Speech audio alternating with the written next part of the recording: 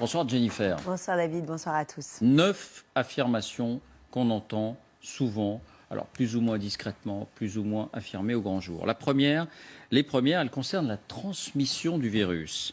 Le coronavirus peut se propager seul dans l'air. Il peut en quelque sorte voyager, se déplacer. C'est vrai ou c'est faux ? Eh bien, c'est faux. Ce coronavirus ne peut pas se propager sur de longues distances dans l'air, puisqu'il se transmet par les gouttelettes respiratoires de la personne infectée lorsqu'elle tousse ou éternue. Or, ces gouttelettes sont trop lourdes pour voyager loin. Elles se propagent à 1 mètre maximum. Donc, même si vous êtes dans la même pièce qu'un malade, mais à 2 ou 3 mètres de distance, il n'y a pas de risque de contamination. Une réserve quand même, suite au cas du Diamond Princess. Rappelez-vous, ce navire mis en quarantaine au Japon où on a recensé 4 décès et 700 contaminations. Beaucoup d'experts se sont interrogés sur la propagation du virus via les systèmes de climatisation.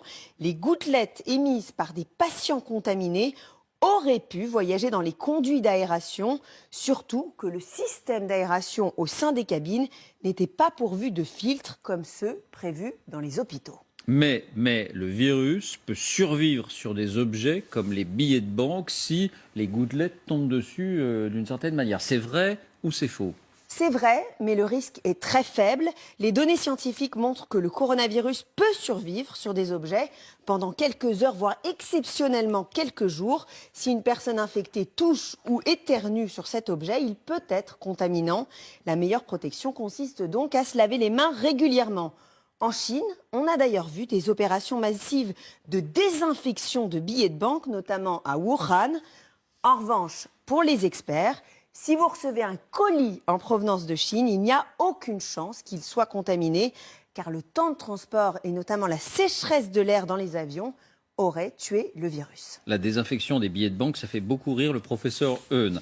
Troisième affirmation, le coronavirus peut se transmettre par des piqûres de moustiques. C'est vrai ou c'est faux ? C'est complètement faux. Le virus se propage uniquement au contact d'une personne infectée. La transmission est interhumaine. Alors l'origine du virus maintenant, certaines personnes indiquent qu'il aurait été fabriqué intentionnellement dans un laboratoire aux États-Unis. C'est vrai que ça revient assez souvent. C'est vrai ou c'est faux ? Alors voici le post qui a circulé sur les réseaux sociaux. On y lit, vous voyez, le coronavirus est un virus breveté américain qui arrive à expiration le 23 janvier 2020. Donc quoi de mieux que de lancer une épidémie pour vendre leur vaccin avant expiration ? Eh bien c'est faux, c'est une fake news au relent complotiste. Ce nouveau coronavirus n'a pas été ni créé ni breveté aux États-Unis. Il existe bien un brevet, mais qui n'est pas consacré au virus actuel, mais à celui du SRAS, une autre souche de coronavirus qui avait provoqué plus de 700 décès en 2003.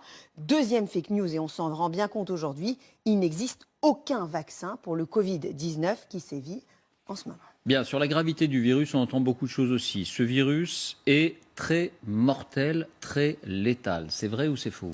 Faux. Pour l'instant, on compte 2700 décès en Chine et 77 504 contaminations, soit un taux de mortalité, si on le calcule, de 3,4%. Mais ce chiffre semble largement surestimé puisque tous les malades n'ont pas forcément été identifiés. La dernière étude chinoise du 21 février évoquait plutôt un taux de mortalité de 2,3%. C'est plus que la grippe saisonnière, 0,1%, mais beaucoup moins que l'épidémie de SRAS, 9,6%. Pour le ministre de la Santé, la grande majorité des cas sont sans gravité. Écoutez. On sait, 80% des formes sont des formes sans gravité.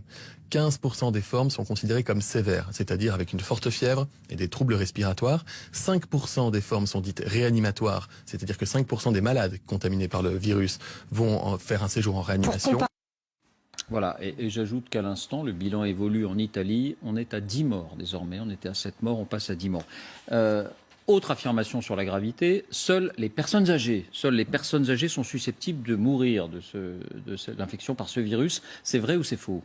C'est faux, hein. Le coronavirus peut aussi tuer des personnes jeunes. C'est le cas, rappelez-vous, de Li Wenliang. Cet ophtalmologue a été tué par la maladie à 34 ans. C'était l'un des premiers lanceurs d'alerte de ce coronavirus à Wuhan, en Chine.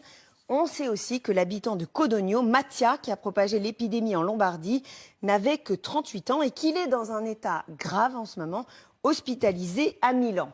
Mais dans la grande majorité des cas, les victimes sont des personnes âgées, souvent atteintes d'autres pathologies. Chez les plus de 80 ans, le taux de létalité du coronavirus monte à 15%.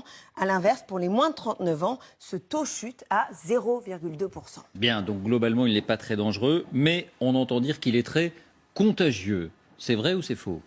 Alors, c'est vrai et faux. Faux parce que ce coronavirus est par exemple 5 fois moins contagieux que la rougeole.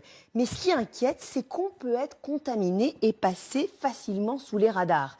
Pourquoi? Eh bien parce qu'il existe des personnes avec des formes très légères de la maladie, voire asymptomatiques, sans toux et sans température, qui peuvent transmettre le virus, d'autant que la période d'incubation du virus est longue. Elle est comprise entre 1 et 14 jours, période pendant laquelle le patient est contagieux, mais ne présente pas forcément les symptômes. Bien, deux dernières questions sur la protection. Alors les masques, on a entendu tout et son contraire sur les masques. Au final, sont-ils efficaces? Oui, ils sont efficaces, on entend dire. C'est vrai ou c'est faux? C'est vrai, à condition de bien les choisir. Les masques en papier, type masques chirurgicaux, ne sont efficaces que pour les personnes malades et pour limiter la propagation du virus. En revanche, ils ne protègent pas les personnes saines. Pour se protéger, il faut des masques appelés FFP2. Comme celui-là, ils sont plus épais, plus filtrants.